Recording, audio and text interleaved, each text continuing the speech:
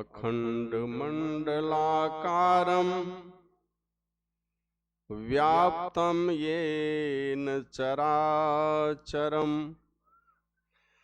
तत्पदं दर्शितं येन तस्मै श्रीगुरुवे नमः। अज्ञानतिमिरान्धस्य ज्ञानाञ्जनशलाकया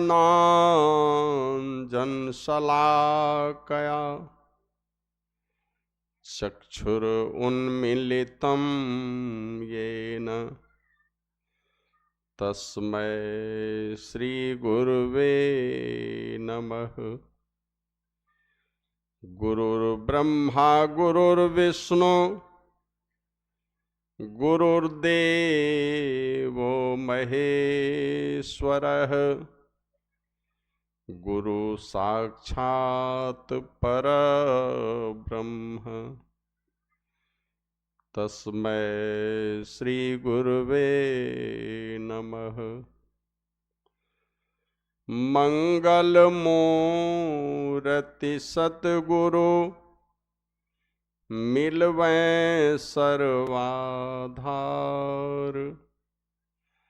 मंगलमय मंगल करनो बिनवो बारंबार। ज्ञान उदधि अरु ज्ञान घन सद्गुरु शंकर रूप नमो नमो बहुबार हे। सकल सुपूजन भूप सकल भोलनाशक प्रभु सद्गुरु परम कृपाल नमो कंज पद युग पकड़ी सुन प्रभु नजर निहाल। दया दृष्टि करिनासिए मेरो भूल अरु चूक खरो तीक्ष्ण बुद्धि मोरिना पानी जोड़े कहूँ कूक। श्री सद्गुरु महाराज की जय।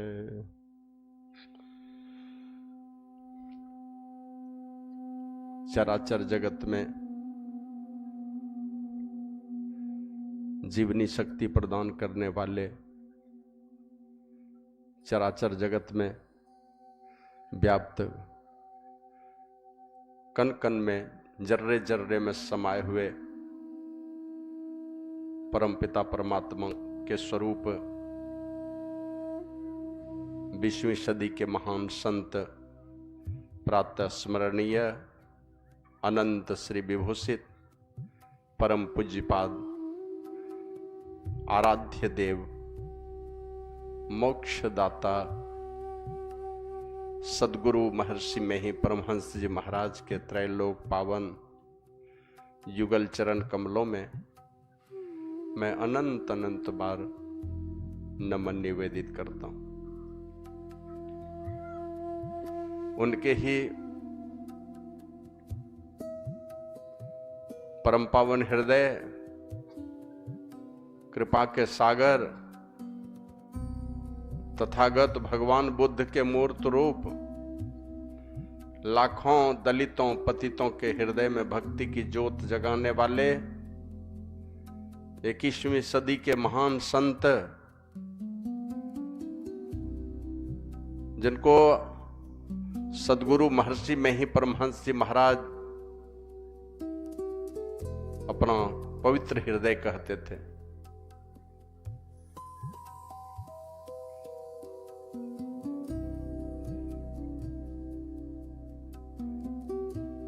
मैं उनको, जो मेरे जीवन के प्रेरणा स्रोत हैं, लाखों दलितों पतितों के हृदय में भक्ति की ज्योत जगाने वाले उन संत हृदय महर्षि शाही स्वामी जी महाराज के चरण कमलों को मैं लख लख बार वंदन करता हूं, नमन करता हूं।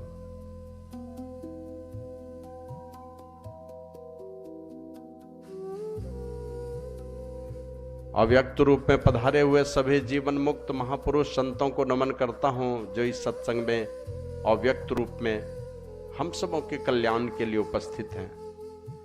सभी देवी देवताओं को नमन करता हूं, उनकी कृपा हमारे ऊपर, हम सब लोगों के ऊपर। इसीलिए तो 31 दिवसीय ध्यान साधना शिविर भली भांति संपन्न हो गया। अब ये शेष बचे हैं 2 दिनों का झारखंड प्रांतीय अधिवेशन। ये भी गुरु प्रभु और उनकी प्रेरणा से सारे देवी देवता परिस्थिति अनुकूल बनाने में लगे हैं, तो फिर विघ्न कहां से पैदा होने वाला। तो उन सभी देवी देवताओं को भी मैं बहुत बहुत बार नमन करता हूं। 1 महीने से लगातार भाग लेकर के इस कार्यक्रम को बहुत ही दिव्य बना दिया जिन साधकों ने, जिन साधिकाओं ने। नमन करता हूं उन सब लोगों को, चाहे युवा दोस्त हैं कि युवती बहनें हैं, बुजुर्ग हैं या हमारी बेटी बेटियां या और छोटी बहन समान जो कोई भी हैं। विशेष तौर पर नमन करता हूं और दिव्यता प्रदान की है इस पूरे कार्यक्रम को कुछ साधु महात्मा, उनमें पूज्य शुरू में आए बाबा शाही गोपाल जी सामने नहीं आए, लेकिन एकांत में रह करके दिन रात इसी की चिंता में, कैसे यहां भली भांति संपन्न होगा, कैसे आश्रम बढ़िया बनेगा। और इन सब चीजों से भी आगे हट करके कि श्रद्धानंद जी महाराज का कैसे बढ़िया से दिन चलेगा, कैसे बढ़िया से कार्यक्रम होगा, कैसे भक्त यहां से जुड़ेंगे, इन सब को हमेशा मंथन करते रहने। बात माने इन सबों के चिंतन में जो है ना, कभी कभी कुछ बात अटपटी लोग बोल देते हैं, तो उनको माने वो नहीं बर्दाश्त कर पाते कि श्रद्धानंद के विरुद्ध कोई कुछ बोल दे। और बाबा शाही गोपाल जी महाराज के साथ ही साथ शुरू हुआ यहां पर, शुरू में मेरे जुड़वा संन्यास जीवन के जुड़वा गुरु भाई स्वामी संतानंद जी महाराज शुरू में कई दिनों तक भली भांति संचालन किए। फिर 2-4 जगह इधर उधर, सन्यासी है तो कार्यक्रम तो बना हुआ ही।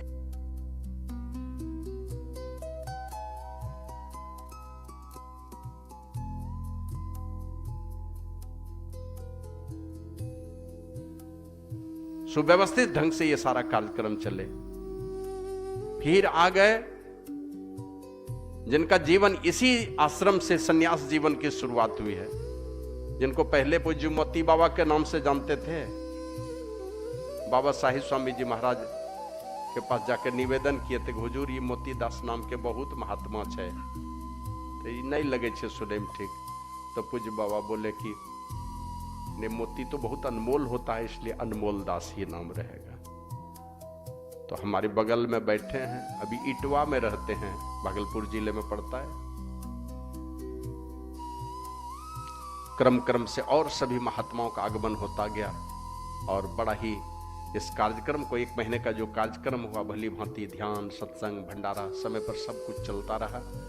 भीड़ भी आई, लोगों को उबन भी हुई, नकारात्मक सोच मन में पैदा होता था, मना कर देंगे, इतना भंडारा कहां से चल पाएगा, लेकिन सब चलता गया और लोड लेते लेते सब लोग भली भांति संपन्न करा दिए। और ऐसा हुआ कि 62 टाइम का भंडारा है, 75 लोगों ने एक टाइम का भंडारा गचा थे। तो संयोग था कि 10-11 लोग कम पैसा दिए, तो उन लोगों का घोषणा नहीं हुआ। तो भली भांति ये संपन्न कराने में ये जो संत समाज हम लोगों के साथ हैं, हम सब लोगों को नमन करते हैं। आज भी कुछ महाराज लोग आए हैं, सबों का आदर है इस आश्रम का। और खुद व्यक्तिगत तौर पर मैं अपना भाग्य मानता हूं कि आपके चरण इस ध्यान शिविर में या सत्संग में इस आश्रम में पड़े हैं। मैं सबों को नमन करता हूं, सभी जवान दोस्तों, युवती बहनों, सत्संग प्रेमी सदात्माओं, भक्तिमती माताओं समेत कुछ साध्वी बहनें, सन्यासिनी बहनें हमारी यहाँ आए हैं, सब उन सभी बहनों को, सभी माताओं को मैं नमन करता हूँ। और सब लोगों से निवेदन करता हूं कि आप लोग उच्च स्वर में गुरु प्रभु की जय घोष करने की कृपा करें। श्री सद्गुरु महाराज की जय। बहुत सारे ईश स्तुति और संत स्तुति, मंगलाचरण, श्री सद्गुरु की सार शिक्षा, इन सब चीज का पाठ हम लोगों ने स्वामी संतानंद जी महाराज के साथ स्वर में स्वर मिलाकर किया। सत्संग योग के पाठ के क्रम में हम लोगों ने वेद भगवान के उपदेश को सुना। सत्संग योग प्रथम भाग से, द्वितीय भाग से संत सम्राट सद्गुरु कबीर की वाणी को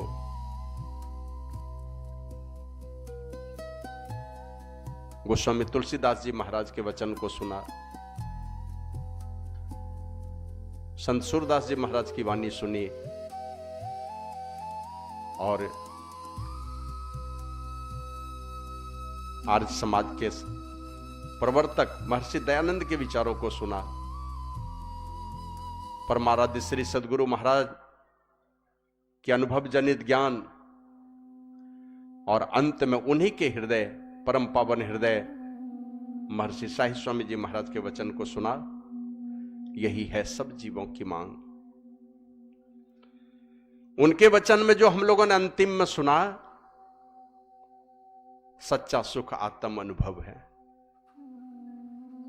कोई असली सुख?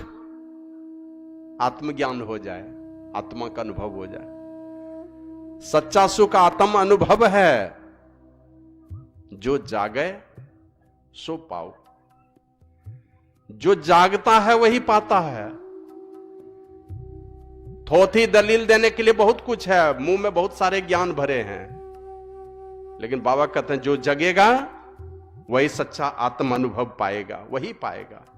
बिना जगे, बिना सचेत हुए और सचेत होकर के जग जग करके बिना ध्यान किए आत्म अनुभव नहीं हो सकता है। और कुछ होगा, लेकिन यह आत्म अनुभव, यही सच्चा सुख है, यही अविनाशी सुख है। यमराज का उपदेश है, अशरीरम शरीरेश अन्वस्थित स्वस्थितम महानतम विभुमात्मा न मत्वा धीरो न सोचती। उस आत्मा को जान ले, शोक रहित हो जाएगा, सारे दुखों से मुक्त हो जाएगा। तो सच्चा सुख आत्म अनुभव है। जो जागे सो पाव, ये जो पावे सो जाग।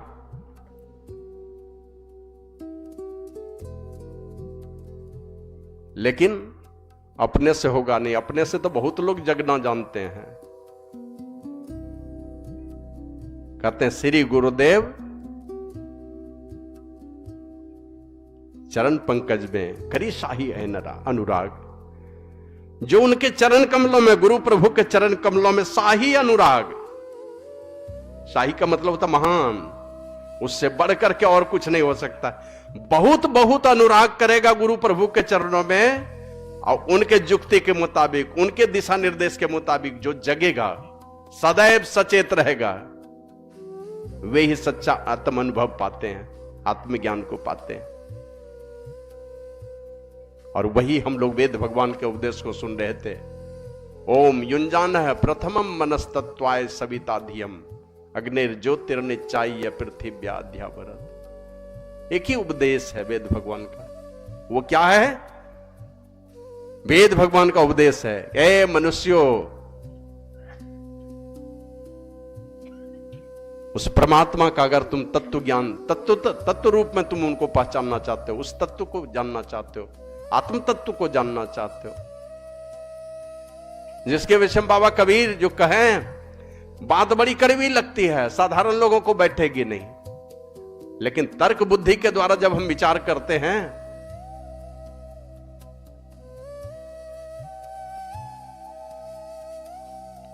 तो कहते जो दिशे सो तो है नहीं। वेद भगवान कहते हैं उस आत्म तत्व को जानना चाहते हो, पहले बुद्धि योग करना पड़ेगा, कि बात बैठती ही नहीं है। जब तक निर्मल नहीं हो जाएगी बुद्धि, जब तक पवित्र बुद्धि नहीं होगी, तब तक ये सब बात अटेगी नहीं। इसलिए उन्होंने कहा सबसे पहले बुद्धि योग कर लो। और एक दिन हमने बतलाया था, ये कर्म की गति इतनी गहन होती है ना, पीछा नहीं छोड़ती। पीछे चलते रहती है।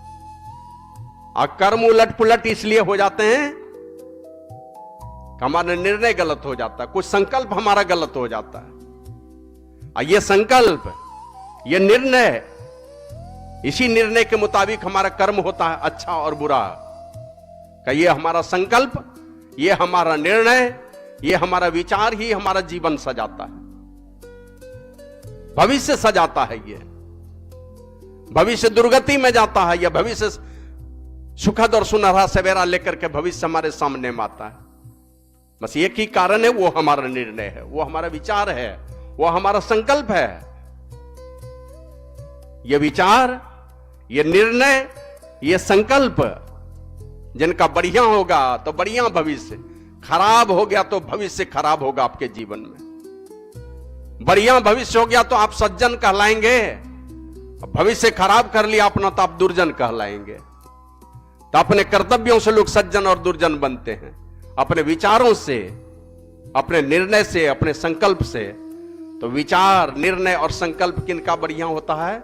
जिनकी बुद्धि होती है पवित्र, है ना।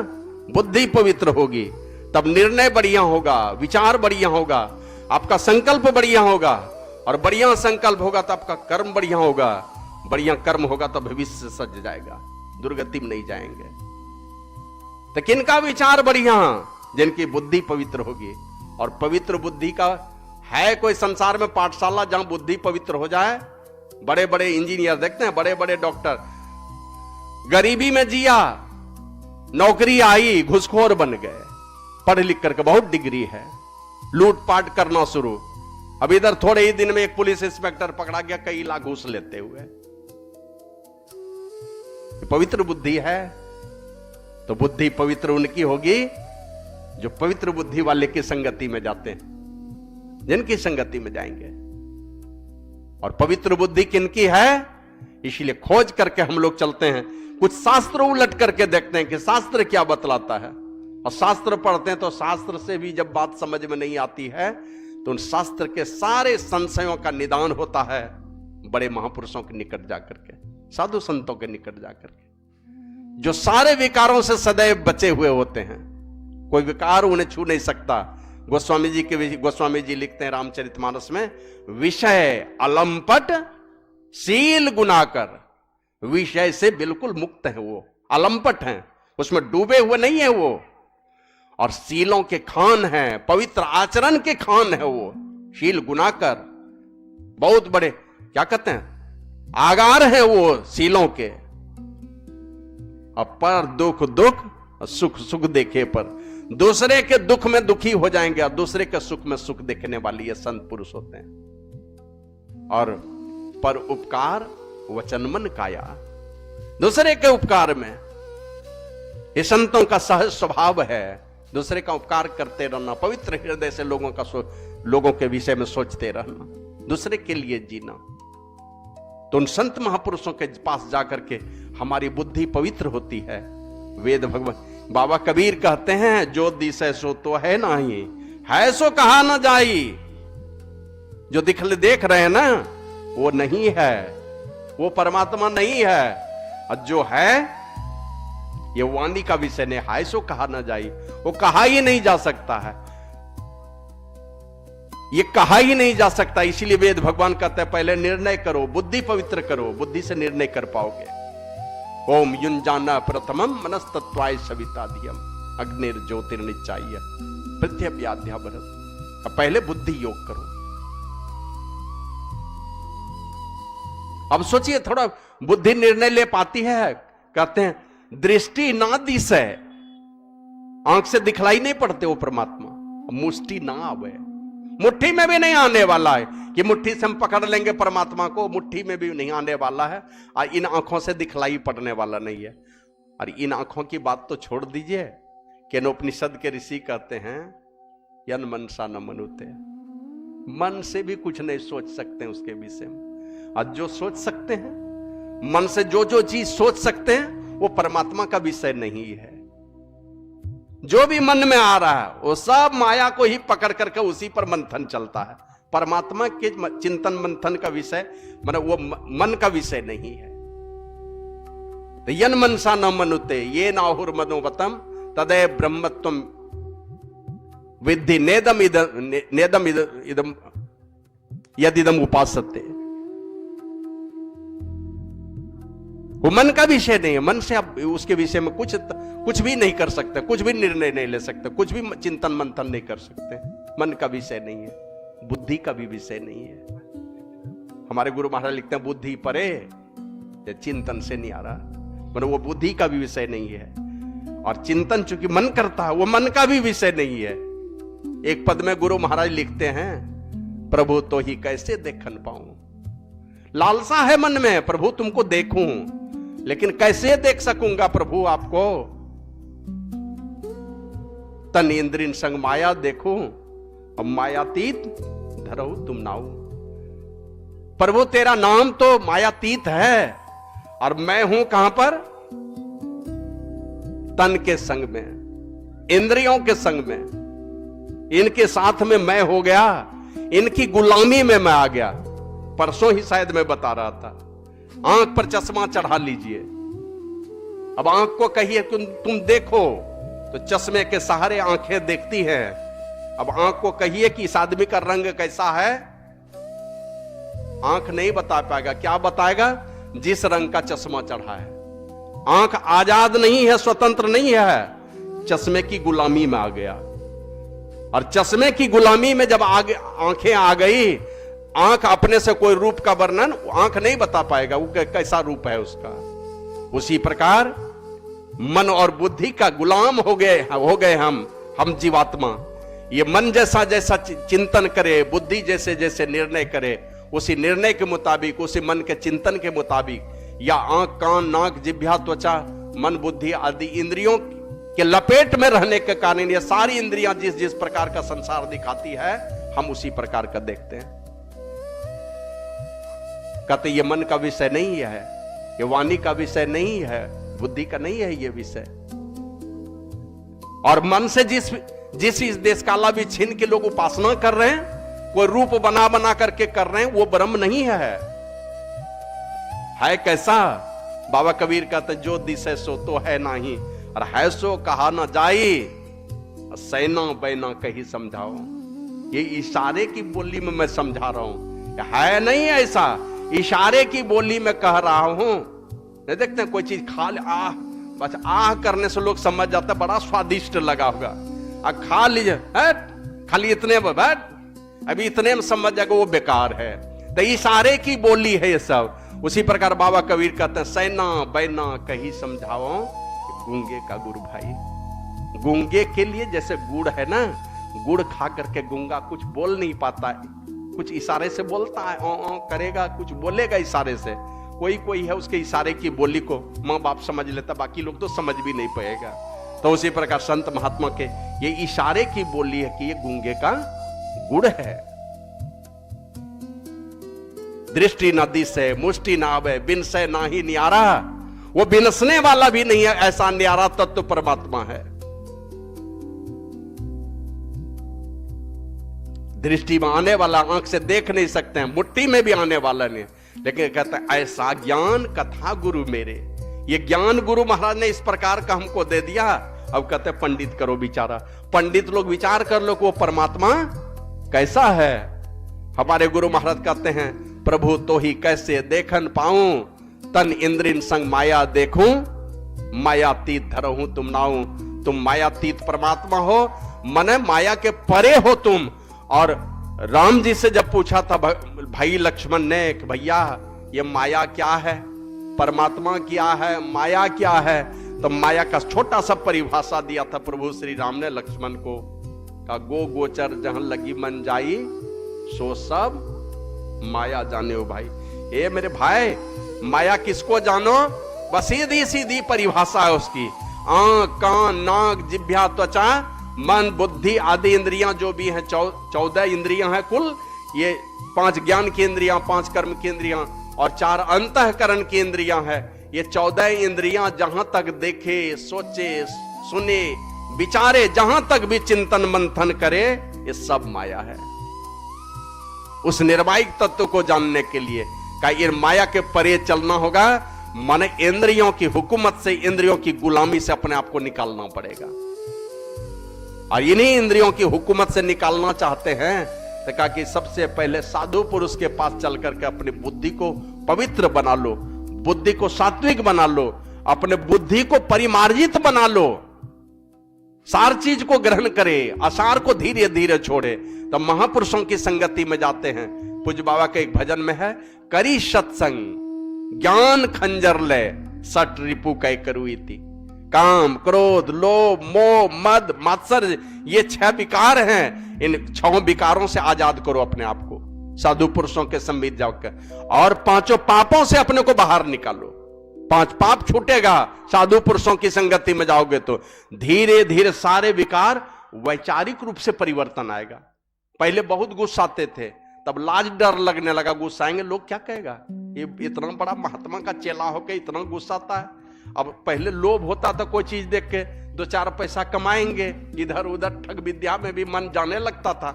लेकिन बाद में लगा करे ये साईं बाबा का चेला होकर के घुसखोरी करता है, तो लाज लगने लगा।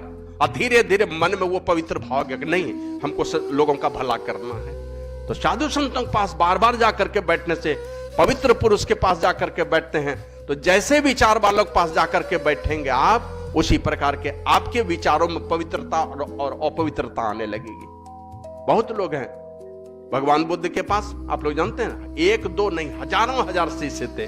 कौन थे? सब मां के पेट से पैदा हुआ सन्यासी बन गया, कोई 4 बच्चे का बाप बना है, 8 बच्चे का बाप बना है, कोई शादी करके घर छोड़ करके भागा, कोई भी बनता गया है ना। भगवान बुद्ध ने सबको गले लगाया, उनके शरण में जो गए बस उनका वाला गुण धीरे धीरे आने लगा। तो करी सत्संग ज्ञान खंजर ले सट रिपु कै करू इति। और इन चीजों के, इन विकारों का वैचारिक रूप से परिवर्तन आएगा, काम छूटेगा।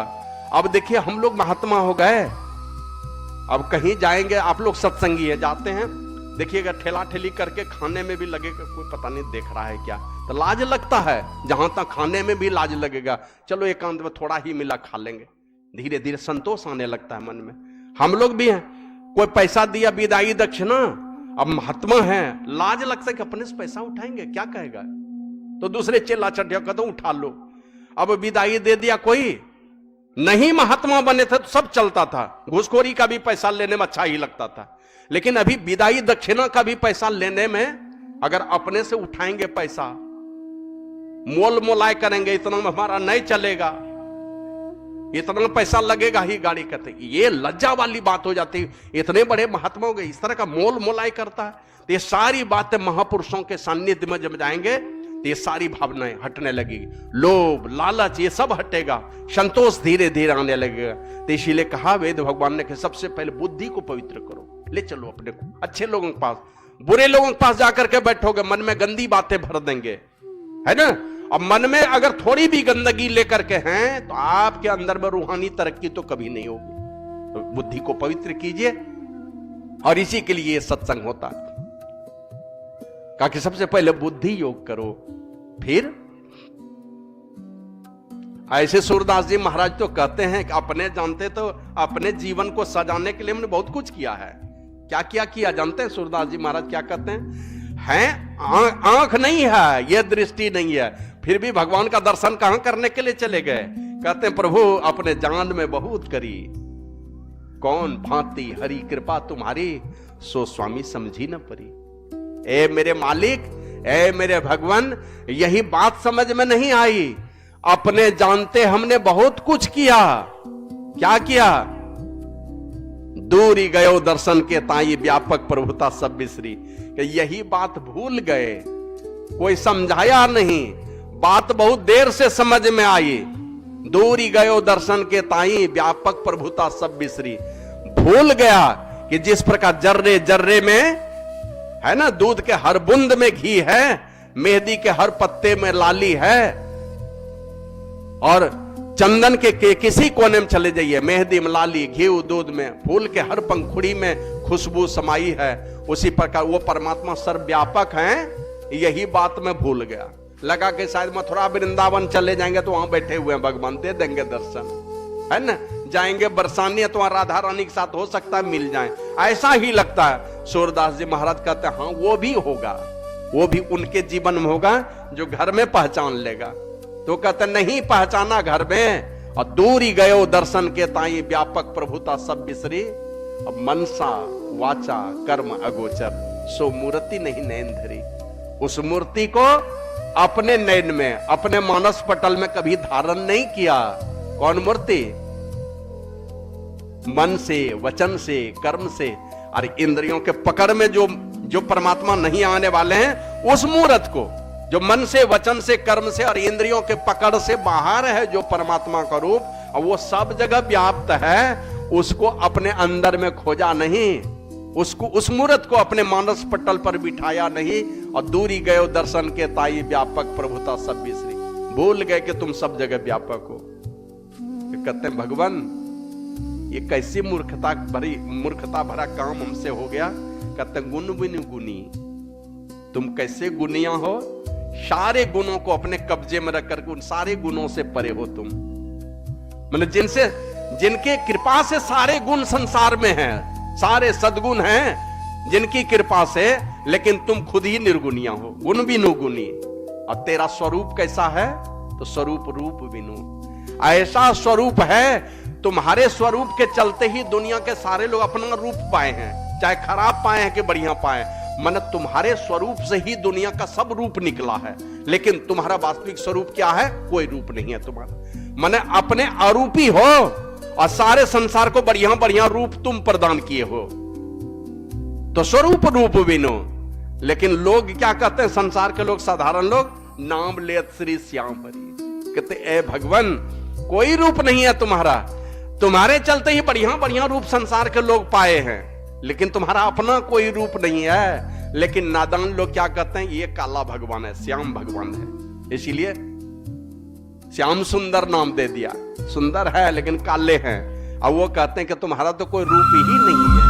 तो सूरदास जी महाराज कहते हैं कृपा सिंधु अपराध अपरिमित। ए भगवान तुम कृपा के सागर हो, मुझसे अपरिमित अपराध हुए हैं और तुम हो कृपा के सागर। क्षमो सूरते सब बिगड़ी।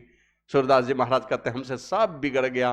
प्रभु अपने जानते तो बहुत किया, लेकिन वही काम नहीं किया जिस माध्यम से, जिस काम से, जिस कार्य को करने से तुम्हारा दर्शन होगा, वही काम नहीं कर पाया। प्रभु सब कुछ बिगड़ गया। अब आप ही बताइए कि मेरी क्या गति होने वाली है। इसी को गोस्वामी तुलसीदास जी महाराज दूसरे पद में कहते हैं, यही ते ये रघुपति भगति करत कठिनाई। जो जेही कला कुशलता कहां सो सुलभ सदा सुखकारी। है तो जिस कला में निपुण हो जाते हैं उसके लिए आसान हो गया वो काम। कितना हूं भारी से भारी काम है। अभी देखिए गांव में बहुत सारे लोग हैं, कुछ महात्मा लोग भी हैं, दीजिए उनको मोटरसाइकिल फ्री में दे दीजिए, कहना हम तो चलाते ही नहीं। साइकिल दे दीजिए, वो भी नहीं चलाते। तो साइकिल चलाने कम, और अभी छोटे छोटे बच्चे को देखिए दूसरा तीसरा में पड़ता है साइकिल से उड़ रहा है। हम लोग वही साइकिल सीखने में कितना बार गिरे होंगे साइकिल से पता नहीं। अभी छोटा छोटा बच्चा चलाता है। मोबाइल दे दीजिए, हम लोगों को कुछ नहीं आता है। छोटे छोटे बच्चे को दीजिए, दिन भर क्या क्या खोज खोज करके निकाल कर मम्मी पापा को पढ़ाते रहते बच्चे सब। तो जो जही कला कुशलता कहां सो सुलभ सदा सुखकारी। जो जिस कला में निपुण हो जाते हैं, प्रवीण हो जाते हैं, उसके लिए आसान हो गया, सुलभ हो गया, वही काम उसको सुख देने वाला हो गया। देखें कभी छोटी छोटी बच्ची को 2 खंभा गाड़ दिया, रस्सा उसमें बांध दिया ऊपर में, आज छोटी बच्ची को एक बांस लेकर के चढ़ा दिया, चल रही है उसी बांस पर। वो रीम पर चलती है, वो रस्से पर रीम लगा दिया, साइकिल का रीम, और साइकिल का रीम ऐसे घूमता है, उस रीम में पैर दे करके रखी और उस पर चल रही है। देखें परेड जब होता है दिल्ली में, एक से एक माने स्टंट दिखाता है। साइकिल पर 25 फौज की जवान बेटियां जो है ना, फौज में जो भर्ती है, एक एक मोटरसाइकिल पर 25 लड़कियां तिरंगा झंडा लेकर के उड़ रही है। तो जिस वो सर्कस में गए होंगे, एक ही ग्लोब है, ग्लोब के अंदर देखिए एक कार गाड़ी है और उसके साथ में 3-4 मोटरसाइकिल एक साथ में घूम रहा है, कोई किसी से नहीं टकराता है। तो जो जेही कला कुशलता कहां सो सुलभ सदा सुखकारी। सफरी सन्मुख जल प्रवाह, सामने में सफरी के सामने में जल प्रवाह है। जल की तेज धारा भी आए तो सफरी मछली को कोई अंतर नहीं पड़ने वाला। कितना हूं तेज धारा है जल का, उस तेज धारा में भी छोटी सी सफरी मछली एकदम उल्टी धारा में चलती है। आप साथ में नहीं चल सकेंगे उतनी तेजी से जितनी तेजी से वो छोटी मछली उल्टी धारा में चलती है, माना जल प्रपात में भी ऊपर चढ़ जाती है। तो उस कला में निपुण है, तो जो जिस कला में निपुण हो जाते हैं उसके लिए सुलभ और सुखकारी हो जाता है। और सफरी सन इसीलिए जिस कला में निपुण हो जाते हैं, तो सफरी निपुण हो गई है उल्टी धारा में चलने के लिए। हाथी जो है अनुकूल धारा में भी वो ठीक ठीक नहीं चल पाता। गंगा जी की तेज धारा में हाथी भी बह जाता है। नहीं पता है गंगा जी की तेज धारा में हम कैसे चलेंगे, तो गंगा की तेज धारा भी बहा के ले जाती है। और छोटी मछली को पता है उल्टी धारा में चलने की कला, इसलिए उल्टी धारा में ऊपर जलप्रपात पर चढ़ जाती है। माना 100-200 फीट ऊपर से भी पानी गिर रहा है तो छोटी मछली उल्टी धारा में चढ़ जाएगी, ऊपर चली जाएगी। कहत सुगम करनी अपार, कहने में तो आसान है, करनी में बड़ा भारी है। लोगों को देखिए ना, अभी बहुत लोगों को कहिए, एक आदमी आया हमारे यहाँ पर 2-3 दिन ध्यान किया, यही बोहा के उपेंद्र शाह जी, बोले बाबा एक बार में 15-16 कुंटल कोयला लाद लेते हैं हम लोग एक गाड़ी में, 12 कुंटल 15 कुंटल लादते हैं। अब उससे भी ज्यादा लोड है यहाँ पर 1 घंटा बैठने में। वो 15-16 कुंटल कोयला से भी ज्यादा भारी है या 1 घंटा बैठ करके रहने। तो कहत सुगम, कहने में आसान है, करनी अपार बहुत कठिन है। थोड़ा मन लग जाए तब तो 1 घंटा कब बीत गया पता नहीं। आप लोगों को एहसास हुआ होगा, किसी दिन 1 घंटा लगता था 5-10 मिनट में बीत गया, कैसे इतना जल्दी घंटी मार दिया। और किसी दिन मन नहीं लगेगा तो देखिए वो लगे घंटी पर ध्यान रहेगा, पता नहीं कितना संतान क्यों इतना लेट कर रहे हैं, घंटी नहीं मार रहे हैं जल्दी से। अब वहां तो पैर अकबक कर रहा है लोग, जल्दी से यहां से छुट्टी मिले किसी तरह से। तो कहत सुगम करनी अपार, जाने सो जेही बनियाई। कौन जानता है, जिसका बन गया किसी तरह से आसान हो जाएगा उसके लिए। अगर बन गया तब तो आसान है, और नहीं तो बड़ा ही कठिन है। कहने में भले आसान है, तो वही आसान किसके लिए है, तो जिस कला में जो निपुण हो गया। करत करत अभ्यास के जड़मती होत सुजान, रसरी आवत जाते सिल पर परत निशान। करते करते करते होते होते हो जाता है। बाबा कबीर की वाणी में है, झूठ-मूठ खेले सचमुच होए, और सचमुच खेले बिरला को। सच सच खेलने वाला, असली खेल खेलने वाला कोई बिरला है, नहीं तो सब झूठ-मूठ का खेलता है। खेलते खेलते जो कोई खेले मन चितलाए, हाँ होते होते हो ही जाए, होते होते हो जाता है उसका। तो इसीलिए गोस्वामी जी कहते हैं आगे क्या है, श्री सद्गुरु महाराज की जय। ज्यों सरकरा मिले सिकता मह, बलते नहीं बिल गावे। पानी और ये बालू और चीनी दोनों को मिला दीजिए, सिकता बालू, सरकरा चीनी, ये चीनी और बालू का मिश्रण कर दीजिए। और कोई कहे कि इसको सब चीनी सब चुन चुन करके खा जाइए या चाट लीजिए, तो चीनी और बालू अलग कर सकेंगे? वो नहीं होगा। है कोई यंत्र अलग करने का? ज्यादा होशियारी करेंगे तो पानी डाल देंगे, पानी डाल करके बालू सब छान देंगे, लेकिन चीनी तो नहीं मिलेगा ना। एक ही जीव है, छोटी सी चींटी धूल मिट्टी सब छोड़ देगी और चुन चुन करके सब चीनी कन कन चीनी चुन करके चींटी चली जाती है। तो ज्यों सरकरा मिले सिकता में, बलते नहीं बिलगावे। ताकत लगाने से चीनी और बालू अलग नहीं होने वाला है। अति रसज्ञ सूक्ष्म पिपील का, रसज्ञ मतलब रस का ज्ञान रखने वाली, स्वाद का ज्ञान रखने वाली। कितना स्वाद का ज्ञान रखती, कहती अति, बहुत स्वाद का ज्ञान है उसको, बिनु प्रयास ही पावे। बिना प्रयास के वो छोटी छोटी चींटी जो है ना, सब चीनी को चुन चुन करके लेके चली जाती है। तो उसी प्रकार बुद्धि जब पवित्र होगी आपकी, पहले बुद्धि योग करेंगे, अब बुद्धि योग करेंगे, बुद्धि पवित्र होगी, तब लगेगा कि कोई भी विद्या सीखना है, किसी भी विद्या को सीखना चाहते हैं, सिखाने वाले पास जाएंगे तो आसान, सिखाने वाले के पास जाएंगे तो जल्दी जल्दी सीख जाएंगे। अपने से मेहनत करेंगे तो बहुत समय लगेगा। इसलिए कहा बुद्धि योग करो साधु पुरुषों की संगति में, शास्त्र पढ़ो साधु पुरुषों की संगति में रख करके, वो शास्त्र का गहन अध्ययन बता देंगे, गहन अर्थ बता देंगे, और गहन अर्थ को जान करके तब बुद्धि धीरे धीरे पवित्र होगी कि कौन सा चीज ग्रहण करना चाहिए, कौन चीज नहीं ग्रहण करना चाहिए। अब चींटी जब चीनी ग्रहण कर सकती है, बालू को छोड़ सकती है, हम लोग इसी संसार में जड़ चेतन से भरा हुआ ये संसार, जहर और अमृत दोनों से मिला हुआ संसार। गोस्वामी जी लिखते हैं, जड़ चेतन गुण दोष में विश्व किन्न करतार, और संत हंस गुण कहीं पय परिहरि वारी विकार। पानी रूपी विकार को छोड़ करके संत हंस गुण गहि पय, गुण को चुन लेती है, अवगुण को छोड़ देती है। जड़ चेतन से तो भरा हुआ संसार है ना, जड़ चेतन से भरा हुआ संसार, गुण दोष से भरा हुआ संसार। रामचरितमानस में लिखा है गोस्वामी जी ने, यहां अगर अमृत है तो जहर की भी बात है, इसी संसार में जहर है अगर अमृत है तो। कहीं हम लोग गंगा जी का नाम सुनते, मां गंगा का, तो एक नदी वो भी है, उसको कहते हैं कर्मनाशा, है ना। अगर क्या कहते हैं, कामधेनु और कपिला गाय की चर्चा है, तो हराही गाय भी है इस संसार में। कीचड़ में अगर कमल खिलते हैं तो उसी कमल के जड़ के पास में जोंक भी रहता है। उसी प्रकार गुण अवगुण से भरा हुआ संसार, जड़ चेतन से भरा हुआ संसार, संत रूपी हंस चेतन परमात्मा को पकड़ लेते हैं, आसार को छोड़ देते हैं। और कब आसार को साफ छोड़ देंगे तो काम नहीं चलेगा, आसार से ही संसार सजाना है भी। तो उस आसार में से जितना सा जरूरत है दवा के रूप में ले लिया, बाकी को छोड़ दिया। इसलिए पूज्यदल बहादुर बाबा कहते थे, ये संसार सहारा है, इसको सहारे के रूप में लो, क्या एक दिन ऐसा आएगा धीरे धीरे ये संसार छूट जाएगा।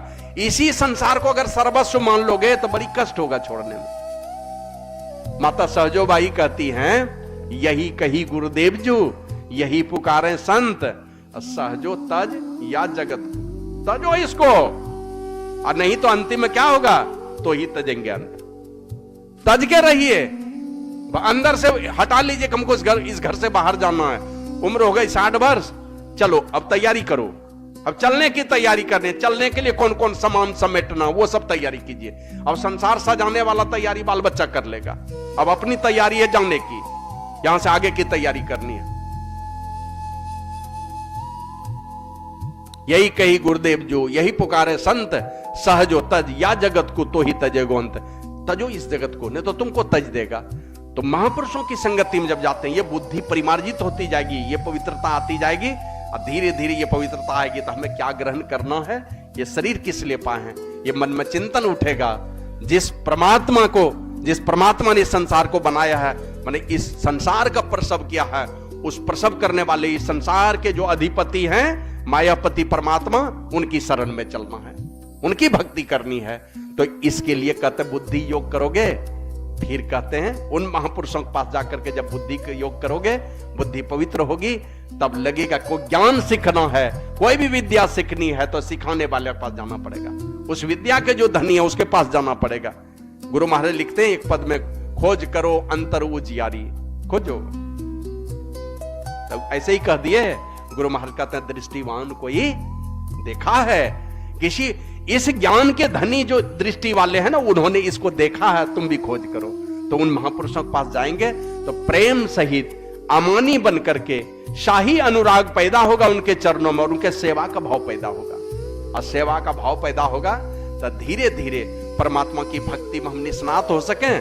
तो पहले मन से भक्ति करने के लिए बताएगा, है ना। पहले हाथ पैर से करते हैं, धीरे धीरे अच्छे महापुरुष क्या करेंगे, ये हाथ पैर से भक्ति करना छोड़कर के मन से भक्ति करो।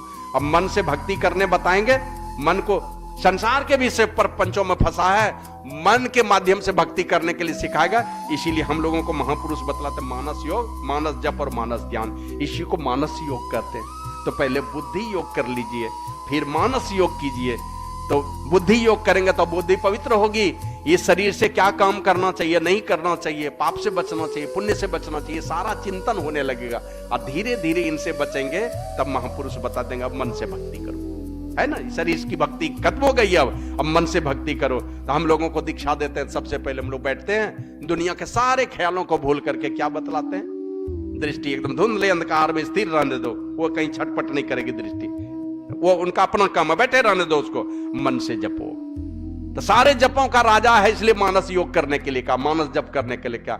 ये बोल बोल करके जप और बड़ा बड़ा के जप, इससे भी लाभ है, लेकिन अच्छे महापुरुष सदैव पहले तो शुरू में बोल बोल करके राम राम हरे कृष्णा कुछ करने के लिए सिखा दिया, लेकिन धीरे धीरे ये काम छोड़वा करके मानस जप करवाते हैं। तो मानस योग का ये कंस है, मानस जप कीजिए।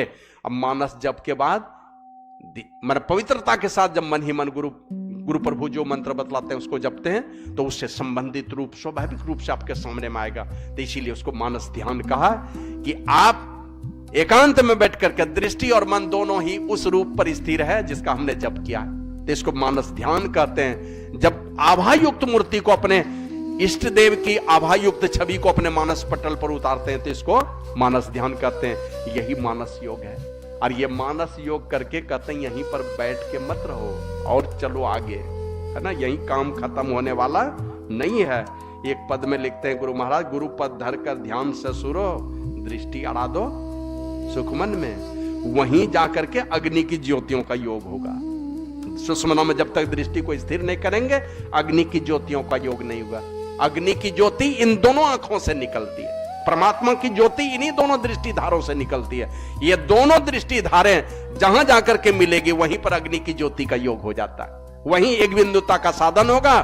गुरु महाराज लिखते हैं इसी के विषय में, गंग जमुन जुर्धार मधई सरस्वती, ये गंग जमुन सरस्वती संगम पर संध्या करू नित भाई, दृष्टि युगल कर।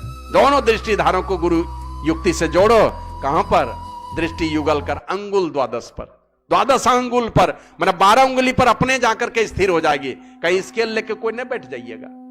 एक दिन एक महात्मा दीक्षा दे रहे थे, बता रहे थे 12 उंगली पर ध्यान करना है। हम कह एक तो स्केल दे दीजिए, वहीं पर नाप नाप करके करेगा। वो अपने नापा हुआ ही है। दोनों दृष्टि धारे उसी जगह पर जाकर के, जैसे 60 मीटर पर लगाते थे, भागलपुर स्टेशन से 60 मीटर पर पकड़ लेता था कि 260 पर, 60 या 260 मीटर पर पकड़ा दीजिए, भागलपुर स्टेशन पकड़ लेगा। तो ये दोनों दृष्टि धारों का स्टेशन है 12 उंगली पर, द्वादश अंगुल पर, वहीं जाकर के दृष्टि स्थिर होगी। हाँ, मानस जाप और मानस ध्यान करके अपने मन और दृष्टि को पवित्र कर लीजिए, मन दृष्टि को स्थिर कर लीजिए, और दोनों दृष्टि धारों को गुरु युक्ति के मुताबिक द्वादशांगुल पर स्थिर कीजिए। इसके लिए गुरु महाराज अलग अलग तरह से समझाएं। कहते बहुत नहीं मेहनत करना है, तो कहते हैं दो नयन बीचो, ये आषाढ़ तम अति गाढ़ में नीचो पड़ी सूरती, उद्धार कर निज गुरु दयाले हेर प्रभु बिंदु मूर्ति। प्रभु के बिंदु रूप मूर्ति को हेरो। हेरने के लिए क्या करेंगे? बिंदु बनाएंगे। तो गुरु महाराज कहते नहीं, दो नयन बीचों बीच सन्मुख एक टक देखत रहो। दोनों नयनों, दोनों दृष्टि धारो एकदम टकटकी लगाकर ठीक सामने में दिशाहीन होकर के देखते रहो, ऊपर नीचे बाएं दाएं। गुरु महाराज लिखते हैं अगल बगल कहूं दृष्टि ना डोले, इस प्रकार नहीं डोले, ठीक सामने में दो नयन बीचों बीच सन्मुख एक टक देखत रहो। आप ही वह बिंदु झलके, पट गिरा निरखत रहो। पट को गिरे रहने दीजिए, इस पलक को गिरे न दीजिए, आप ही वह बिंदु चमक करके आएगी। कल दृष्टि स्थिर तो कीजिए, और जैसे दृष्टि स्थिर होगी आज्ञा चक्र में आपकी पहुंच होगी, वहीं से रास्ता खुलेगा। तो ये तीनों काम करेगा। जब तक ये एक बिंदुता का साधन नहीं होगा, जब तक ये ज्योति योग नहीं होगा, अग्नि की ज्योतियों का योग नहीं होगा, तब तक परमात्मा के महल में प्रवेश नहीं कर सकते। परमात्मा के विराट रूप को भी नहीं देख पाएंगे, तो परमात्मा के वास्तविक स्वरूप को कहां से पहचानेंगे? तो वास्तविक स्वरूप को पहचानना है, यहां से आगे की यात्रा हमें करनी होगी। लेकिन यही काम गुरु महाराज समझा करके कहते हैं, ये काम हमको करना। विशेष चर्चा फिर अभी 3 पाली का सत्संग है। गुरु महाराज इसी को कहते हैं, जीवो परम पिता निज चिन्ह कहते संतन हितकारी। सारे हितकारी संत कहते हैं, सारे संसार का हित चाहने वाले हैं, हित करने वाले हैं, इसलिए सारे हितकारी संत कहते हैं। उस चराचर जगत को पैदा करने वाले, जैसे हमको आपको पैदा किया है, तो ये हमारे पिता हैं, पूज्य पिता हैं, लेकिन वो परम पिता है जिसने चराचर जगत को पैदा किया है। जड़ चेतन, ये असुर सूर मानव जितना है, सारी सृष्टि जड़ चेतन दोनों प्रकृति सबको पैदा करने वाले कौन है? गुरु महाराज अपने पद में लिखते हैं, ये प्रकृति द्वय उत्पत्ति लय, ये द्वय प्रकृति का उत्पत्ति और लय हो गए प्रभु की मौज से, परमात्मा की मौज से होती है जड़ और चेतन दोनों प्रकृति की उत्पत्ति। ये अजा अनाद्या स्वयं है, माने अजा है, माने नहीं जन्मे हैं, अजन्मा है ये, और नहीं नाश होने वाला है इसका। का ये हरगिज न कहना चाहिए, कभी नहीं कहना, यह परमात्मा की मौज से होता है। तो उस चराचर जगत को बनाने वाले, जड़ चेतन को पैदा करने वाले, मनुष्य को, असुर को, देवता को, ये पशु पक्षी सारे संसार को पैदा करने वाले ये परम पिता कहे जाते हैं। तो जीवो परम पिता निज चिन्हो, अपने जो परम पिता है जिसको हमने पैदा किया, इस चराचर जगत को पैदा किया, उसको चिन्हो, उसकी पहचान करो। और पहचान करने के लिए बुद्धि योग है, फिर मानस योग है, फिर अग्नि की ज्योतियों का योग है। और पहचान करने के क्रम में कहते हैं द्वैत प्रपंच के सागर बूढ़ो, नहीं करोगे पहचान तो विविधता भरे संसार में रहोगे। जहां दिन है, रात है, सुख है, दुख है ना, अमीरी है, गरीबी है, दैहिक दैविक भौतिक ताप है, तो इस विविधता भरे संसार में रहोगे, दुख और सुख का थपेड़ा खाते रहोगे। द्वैत प्रपंच के सागर बूढ़ो, सहो दुख भारी, बहुत दुख सहोगे। भगवान बुद्ध ने तो कहा कितने दुख हमने सहे हैं पता है।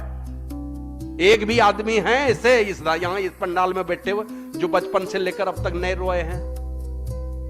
बहुत रोए हैं, बहुत कष्ट झेले हैं। भगवान बुद्ध तो कहे इतने कष्ट झेले हैं ना, और इतने आंसू बहाए, सब आंसू को एक जगह संग्रहित कर लो, नदियां बह जाएंगी। इतने दुख के थपेड़े हमने खाए हैं। तो विविधता भरे इस संसार में रहोगे, दुख सुख का थपेड़ा खाओगे, दैहिक दैविक भौतिक तापों से बचते रहोगे। यही बात एक दिन पूज्य भगीरथ बाबा पूछते हैं गुरु महाराज से, हुजूर हम लोग ये क्या कहता है, जिस दिन ये सृष्टि का लय हो जाएगा तो हम लोग कहां जाएंगे? कहां जाएंगे? जैसे जादूगर जादूगरी दिखाता है तो अपना देखते हैं झोले से सब कुछ निकाला, जादूगरी दिखाया, जाने लगता है तो सब समेट लेता है। उसी तरह सारी सृष्टि को परमात्मा अपने में समेट लेंगे। ब्रह्मा जी चले जाएंगे, शंकर भगवान के पेट में चले जाएंगे और वो सारी सृष्टि को अपने में समेट लेंगे। इसी तरह की चर्चा हो रही थी। कहते हैं हुजूर जब अंतिम में तो परमात्मा मिल ही जाएंगे जब सृष्टि लय हो जाएगी। बोले हाँ। का तब एक दिन मिल ही जाएंगे तो परमात्मा का भजन करके क्या करेंगे? एक न एक दिन तो मिल ही जाना है। तो गुरु महाराज बोले अपने घर में रहते हो तो आजादी है, दूसरे के घर में जाते हो तो दूसरा घर वाला जो देगा खाने के लिए वही खाना पड़ता है। यहाँ का कानून अलग है, अपने मर्जी से आधार कार्ड है कि नहीं, पैन कार्ड है कि नहीं, जहां मन तहां चलते हैं। और दूसरा देश में घुसिएगा बस सब यही खोज होना शुरू करेगा। जहां जाओगे वहां के शासन में रहना पड़ता है। यहाँ किनका शासन है? कहते हैं यह परदेशवा काल को भेसवा, जोर या वही दुख पाई। यहाँ काल का साम्राज्य चलता है, काल नचाते रहेगा, जन्मते रहोगे और मरते रहोगे। और जब जब काल के सामने में तुम क्या कहते दुविधा खड़ी करोगे ना, वो तुमको रास्ते से हटा देगा। एक से एक लोगों को काल ने हटा दिया। काल का साम्राज्य चलता है, दुख और सुख का थपेड़ा खाते रहोगे, जन्मते रहोगे और मरते रहोगे। यहां देखते हैं बढ़िया पानी, आरओ का पानी पिएंगे, और हम लोग कहीं कहीं सत्संग करने के लिए जाते हैं तो वहां चापाकल का लाते हैं पानी, ऐसे डुबाए धोती तो लगा कि बकरी के पेशाब में डाले हैं। पीना तो वही पड़ेगा। तो इस संसार में रहोगे, दुख और सुख का थपेड़ा खाते रहोगे। जिस दिन वो महाप्रलय का दिन आएगा, कयामत का दिन आएगा, तब ना परमात्मा में जाके मिलोगे। इस बीच में अरबों वर्षों की सृष्टि है, कितने दिन तक ये संसार रहेगी, संसार रहेगा कहा नहीं जा सकता है। तो दुख और सुख का थपेड़ा खाने से बचने के लिए हमारे गुरु महाराज कहते हैं श्री सदगुरु की सार शिक्षा याद रखनी चाहिए, अति अटल श्रद्धा प्रेम से गुरु भक्ति करनी चाहिए। ये मृगवारी सम सब ही प्रपंचन, सारे प्रपंच जो दिखलाई पड़ रहे हैं ना, ये मृगवारी के समान है। जैसे मृगा दौड़ लगाता है, देख है लू लेकिन पानी समझ करके दौड़ता है, उसी प्रकार मृगवारी सम सब ही प्रपंचन, और विषय सब दुख रूप हैं।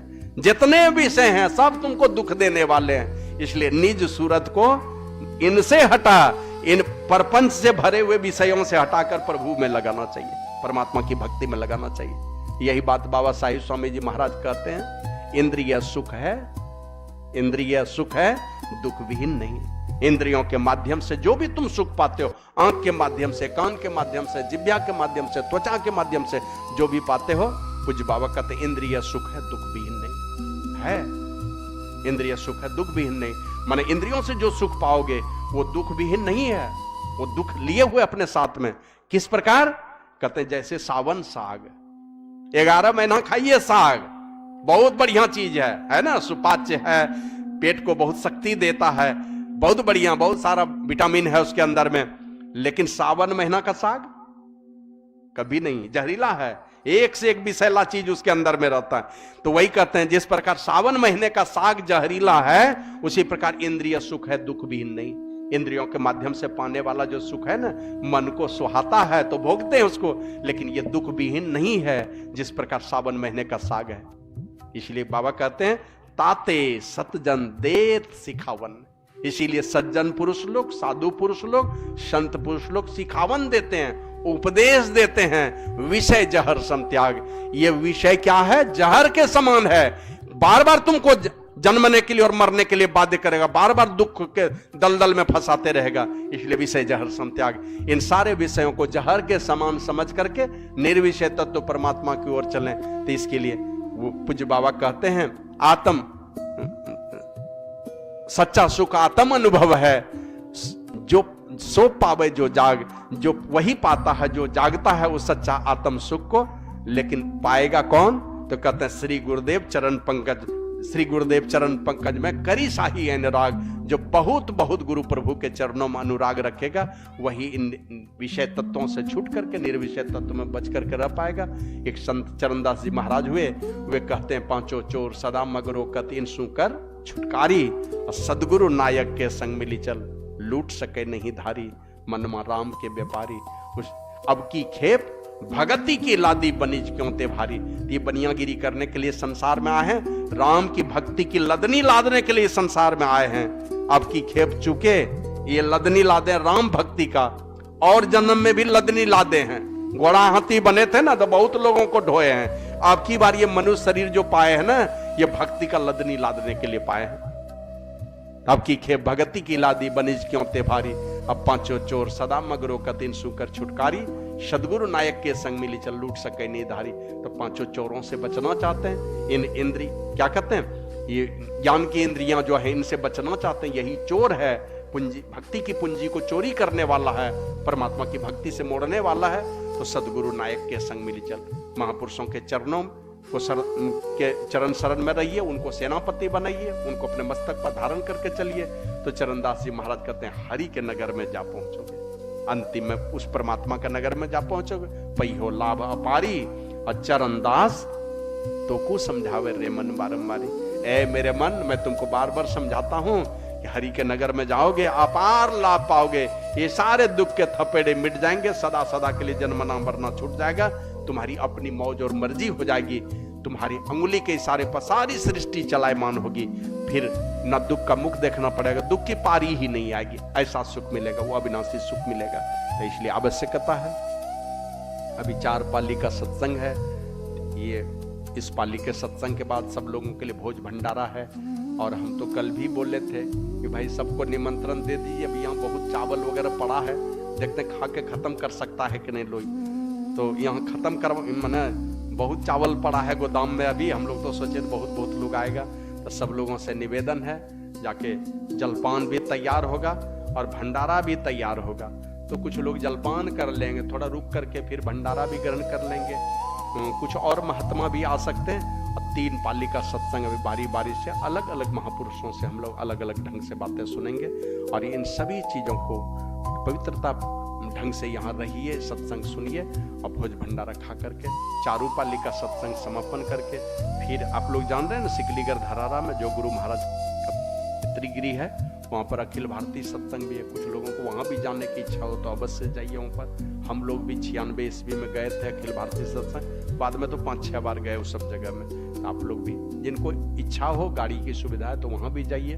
लेकिन यहाँ 4 पाली का सत्संग है, 4 पाली मनोपूर्वक सुनिए और साधु संतों से आशीर्वाद लीजिए। बोलिए प्रेम से श्री सद्गुरु महाराज की जय।